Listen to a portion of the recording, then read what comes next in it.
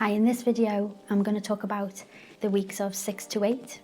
At week 6, your baby is the size of a sweet pea. So around 6 weeks, your baby's starting to develop their arms, their hands and their fingers. What you might be starting to notice is that you're starting to feel a little bit more nauseous. You may start to experience episodes of sporadic vomiting, but it does settle. You may start to notice that you're starting to feel quite tired. And it's a tiredness that you are just feeling drained and exhausted, but you haven't done anything that's too strenuous. So you might find that you're wanting to just sleep and rest a little bit more. At week 7, your baby is the size of a blueberry. Around 7 weeks is when the blood supply is starting to increase from the placenta to the baby through the cord, so the cord is starting to grow in size.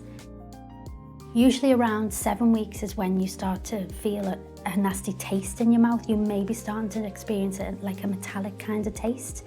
So it puts you off the foods that you would normally have eaten. They don't taste the same anymore.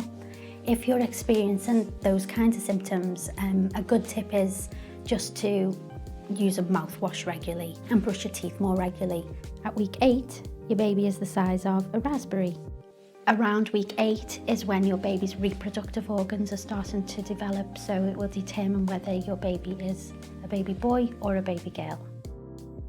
You might start to find that you're starting to feel a little bit more tearful, maybe a little bit more emotional. If you're still working at this stage, which if you do work, it's likely that you will be, try to speak to your line manager, speak to your colleagues, let them know. I know it's difficult that during that very early few weeks you may or may not want to start telling people. It might be best if you can confide in somebody just to let them know this is how you're feeling and this is why, just for that extra support. So in the next video I'll be talking about weeks 9 to 11 of pregnancy, so join me in the next episode.